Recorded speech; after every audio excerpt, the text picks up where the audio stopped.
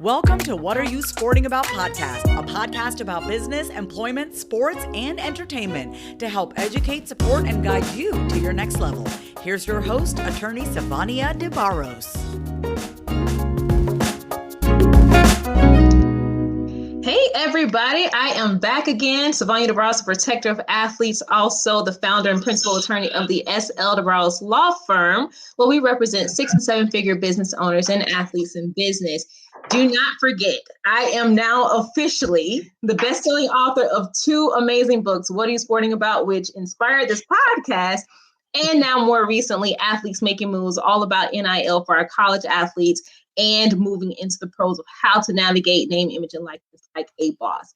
So without further ado, I'm super excited today because I got Miss Jennifer Lynne Williams on my podcast. I've been following you. Go ahead. No, I was going to say thank you so much for having me. I know we've been going back and forth trying to get this set up, but just thank you for being patient, and I'm glad we can finally connect. Absolutely. So am I. I've been following you for a long time, and first off, I love seeing fellow Black women, not just in business, but in sport, making major waves and major moves. And I just love everything that you've been doing and all the positiveness that exudes from you as well. And so I was like, this is a perfect person that I could have on What Are You Sporting About? Because I love showing dynamic individuals who absolutely, have taken a major grasp of what it is that they're passionate about. So before I bring you all the way in and start talking about some stuff, I want to just introduce you for people who may not know you or some that may be familiar with you. When I tell y'all this lady is so dynamic, oh my gosh, I was studying her bio for this episode and I'm like, we're going to be here all day. So first off, she's a former 4-year Letterman women's basketball former athlete, and she got her start professionally as a reporter for the Tar Heel Sports Network as a production assistant for Fox Sports South. So that's really cool. But then all the major changes, oh my gosh, the things that she's done is phenomenal. This may not even be inclusive of everything, but between 2009 and 2012, she serves as an assistant director of development for DePaul University. From 2012 to 2016, she was the associate AD for development at North Carolina A&T State University, and also during that time, an executive director of the Aggie Athletic Foundation. In 2016-2017 season, she was also the interim AD for Alabama State University. And there was so much success that she was able to acquire during her position there, which also included 2 conference academic awards for the highest GPA under her leadership, which I love academic and education. So I'm like, whoa, that's amazing. Then moved up in 2018 as the named director of intercollegiate athletics at the same school, Alabama State University. In the same year, Miss Lynne Williams, Jennifer Lynne Williams, was also named the Women Leaders in College Sports. So that was awesome. And a lot of us know now that she currently serves as the Chief Development Officer. Jesus. I feel like I lost my train of thought. Yeah, Chief Development Officer for the USA Basketball Foundation. And so that is so phenomenal. There's so many different things that you've been doing. And I know a lot of young women, Black women, women of all colors, races, creeds, whatever, are trying to figure out, like, first off, how does somebody like you even did that? Because we have a lot of athletes who may be former collegiate athletes, may have been pro, but then finding themselves in a position where they're like, okay, what is next? How do I even get there? So I want to start off with that. Like, how did you even find your footing to transfer from being a student athlete and even getting your start just even in the entertainment sector? Yeah, so I won't say there's a clear, defined way to do it. I always knew that I wanted to stay involved with sport. I never wanted to be a coach, but I knew that I wanted to have some type of impact and stay involved with the sport, with athletics. And so I actually, I was a journalism major at North Carolina, and I had the chance to meet the family who endowed my scholarship. That really started me thinking of, okay, wow, how can a family who doesn't even know me just give so freely to support my education and my athletic ventures at that time?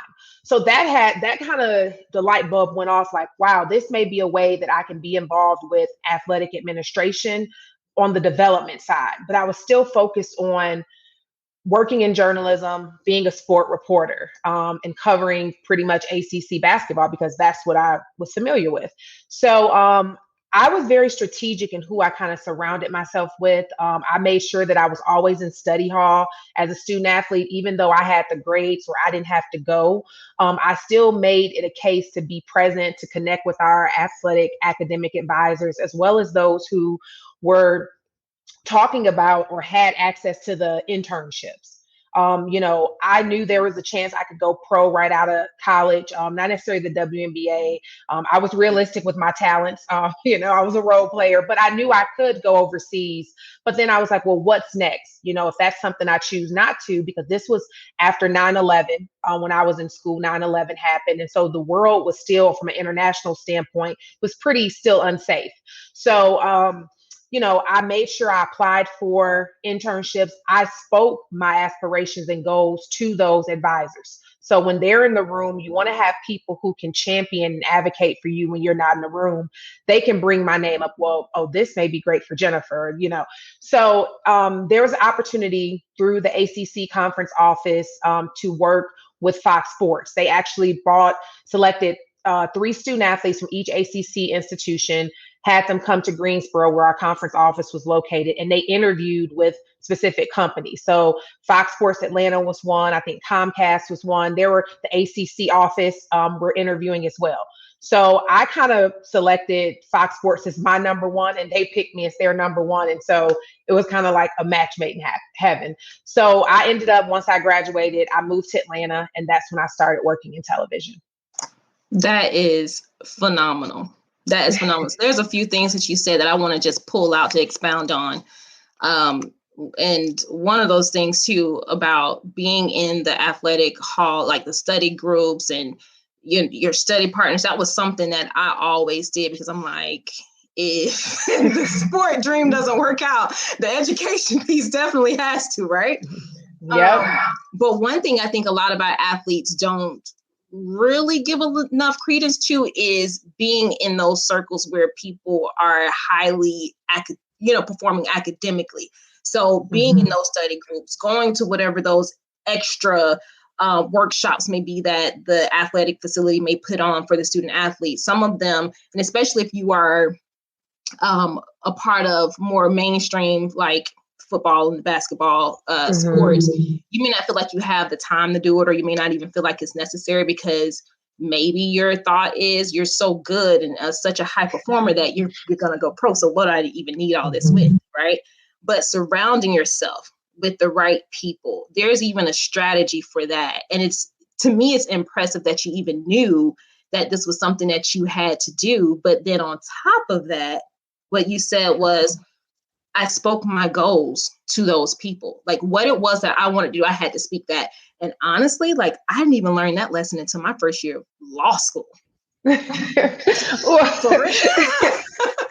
I remember my contracts professor saying, don't be afraid to tell people what it is that you want to do.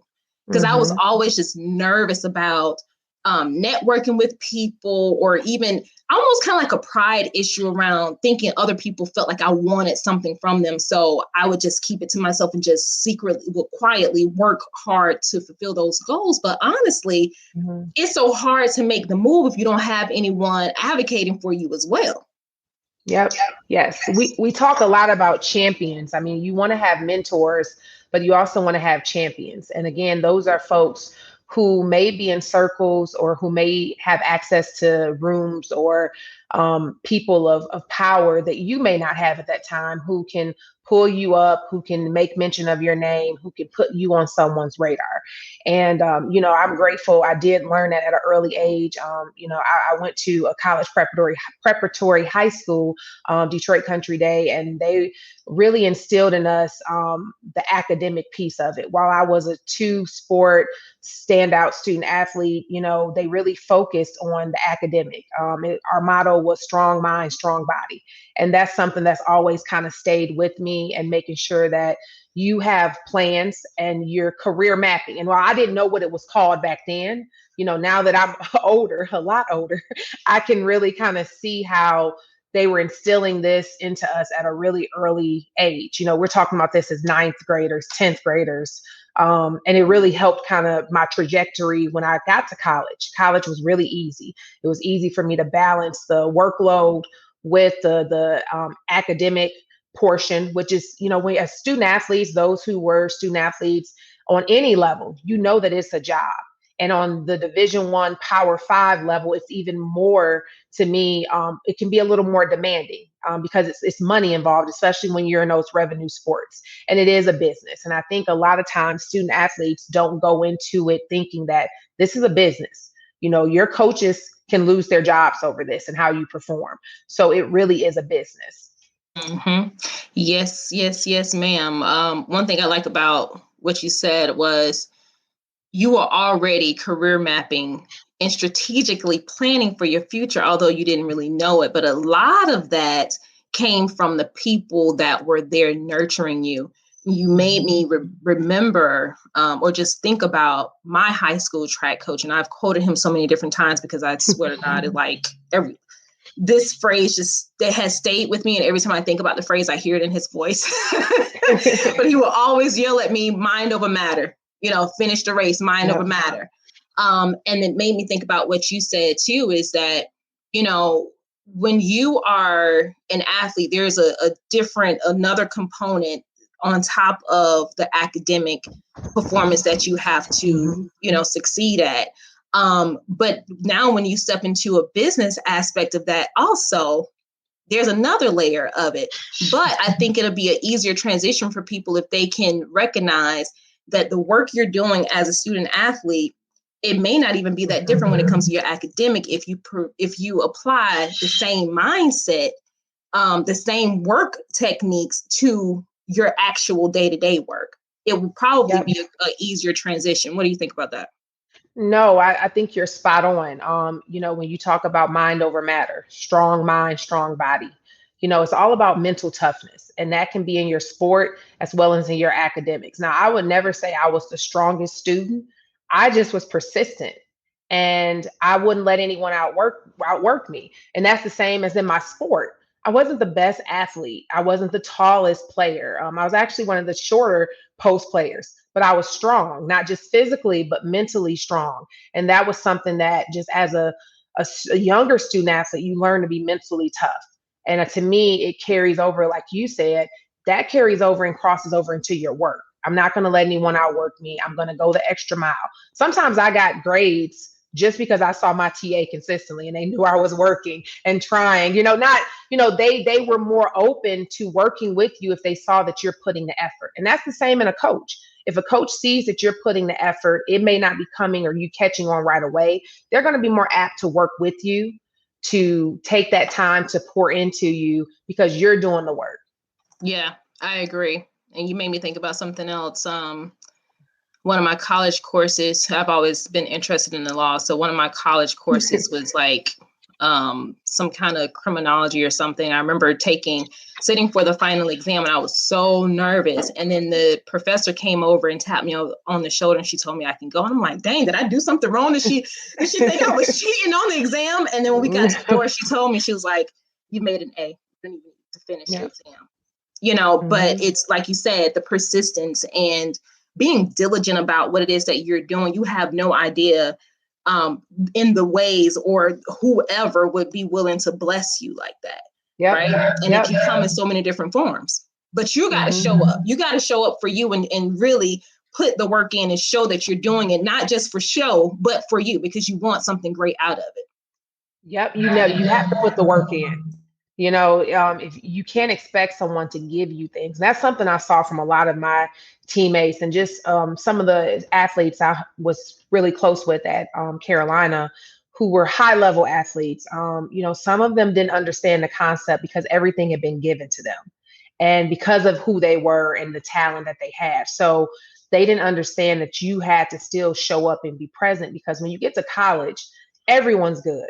It's a lot of Nike All-Americans. It's a lot of McDonald's All-Americans that you're lining up against. You're not the only one. So you have to, what's going to separate you and what's going to make you stand out? And it's showing up and being consistent, showing up consistently every day and going hard. And that's the same in the classroom.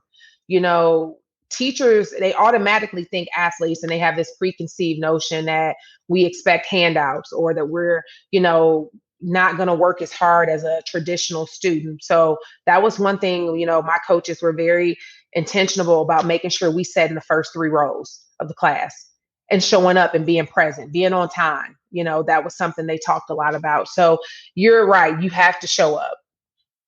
Oh my gosh. I mean, you've had multiple positions where you were an AD, right? Mm-hmm. And you said that some of these athletes they don't really want to show up and do the work. They are used to things being given to them. How did that play out in your leadership as an AD with so many student athletes under your direction? How did you help them to recognize that, okay, I just want you to give me what I need instead of me working for it? And then did you see any type of implementation from the lessons that you were giving them?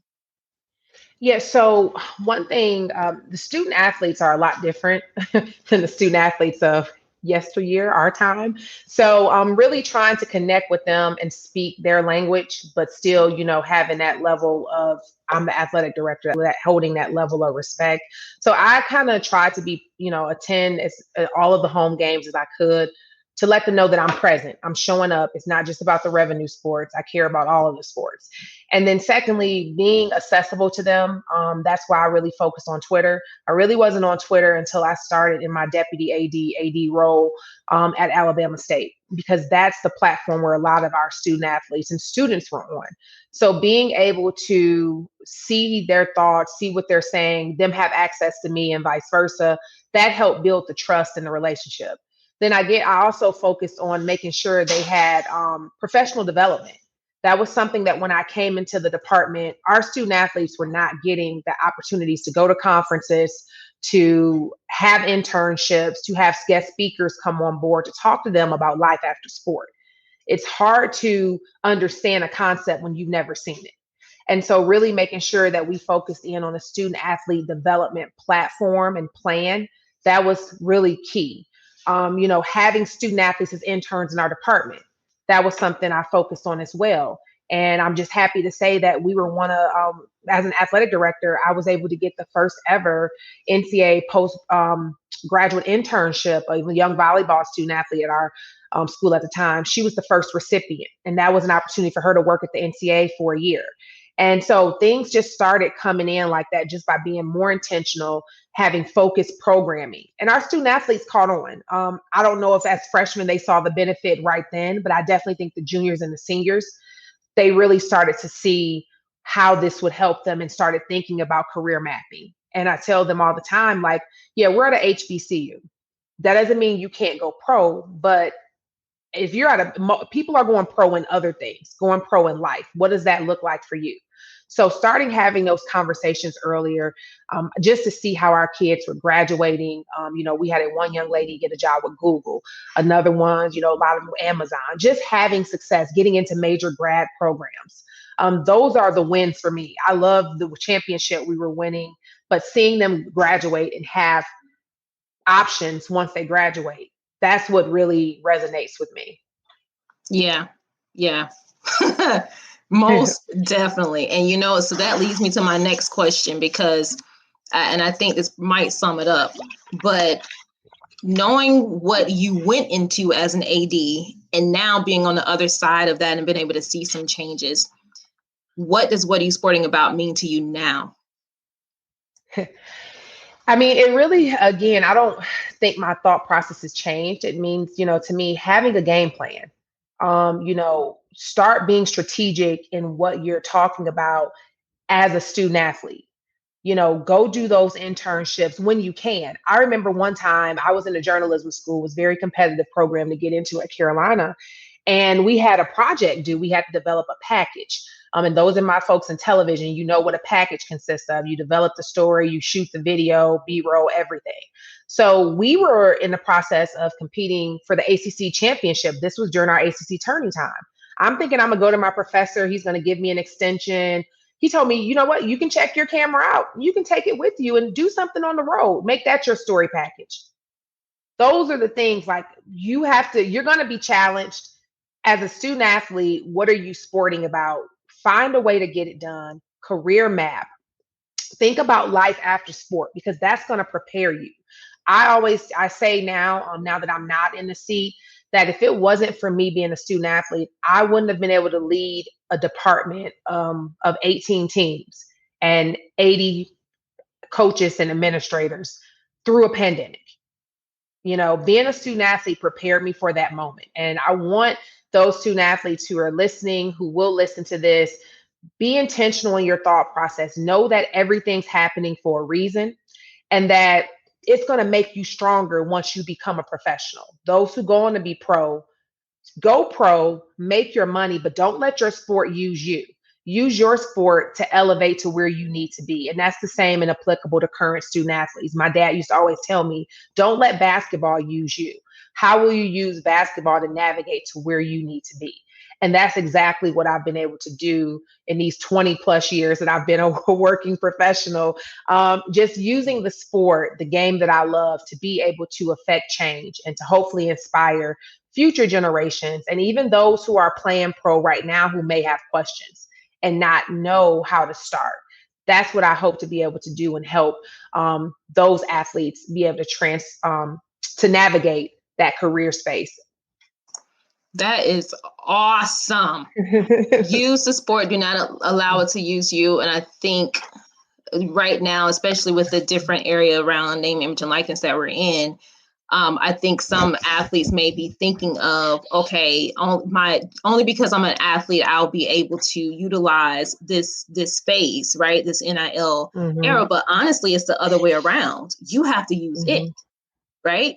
But it's until you can shift that in your own way that now you can start to build some control and really see what it is that you want for yourself at the end of the day. You talked a lot about mapping. So a lot of people map their goals. You can map your dreams. I had this conversation with one of my interns over the summer, and I was asking her what it is that she wanted to do because she's a musician.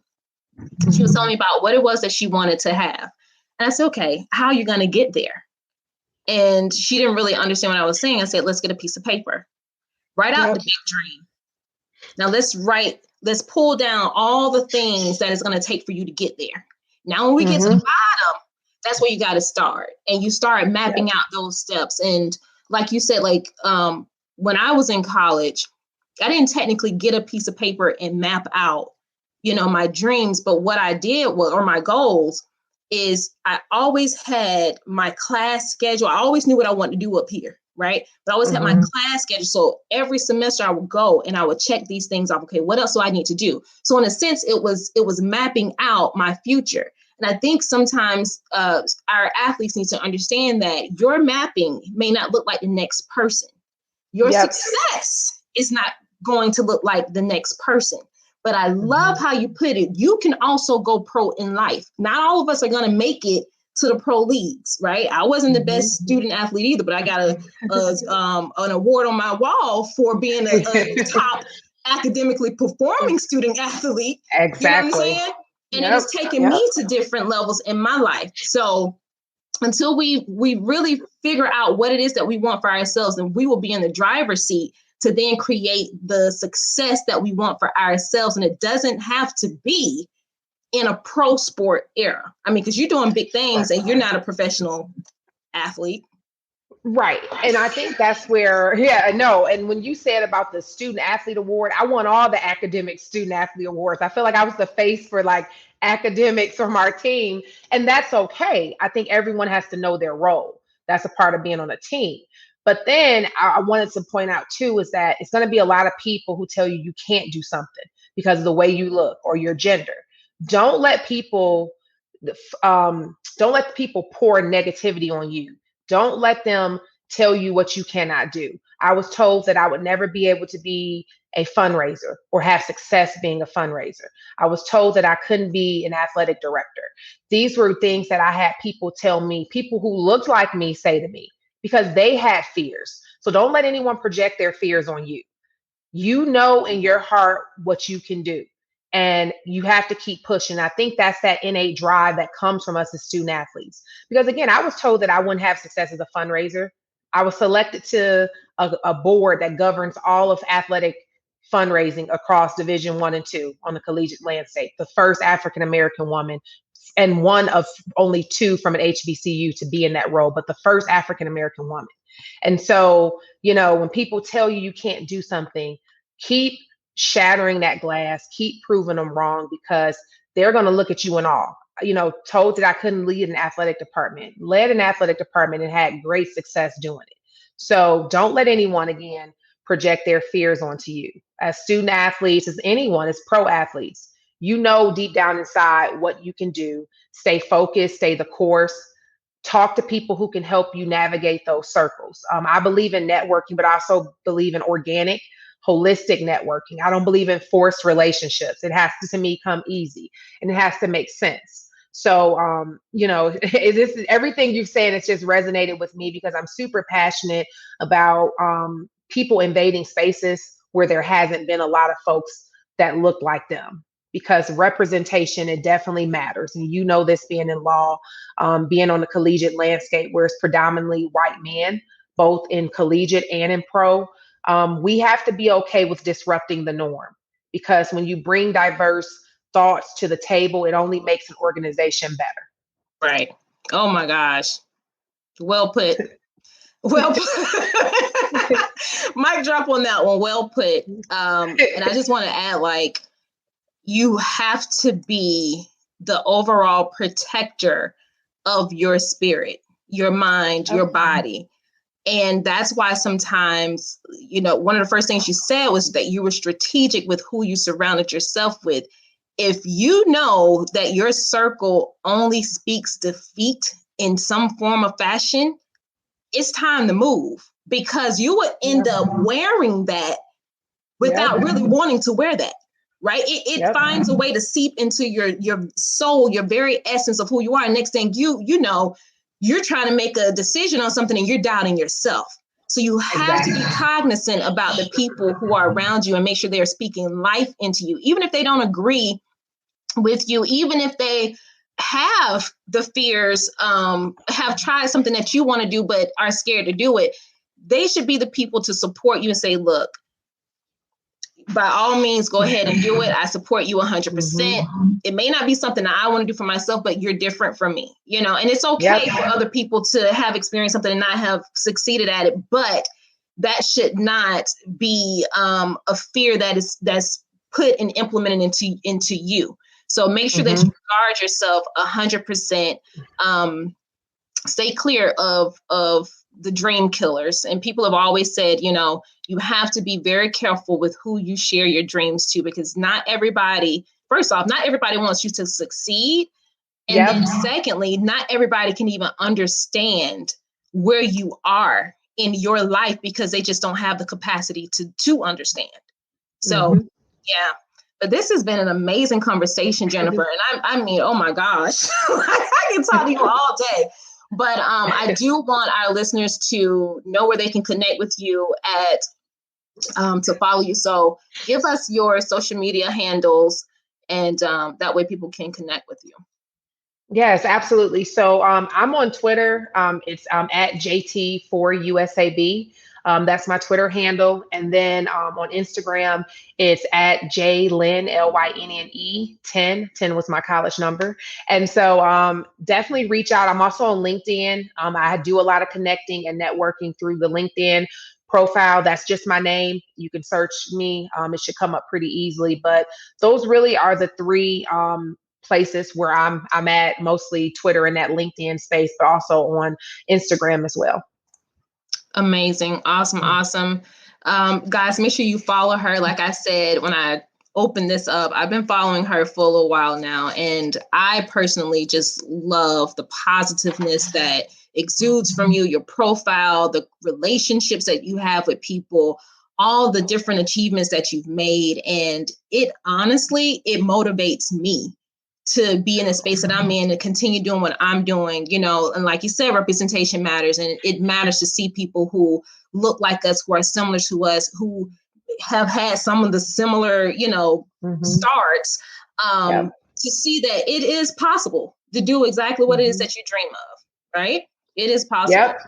Yeah. So thank you again for coming on to What Are You Sporting About podcast. And guys, I have to remind you, make sure you go to prosportlawyer.com for your updates, get our best-selling book, What Are You Sporting About? And if you're trying to figure out how to navigate name, image, and likeness, you want to check out athletesmakingmoves.com today. So thank you again, guys, for checking in. And until next time, I'll check you later. Ciao.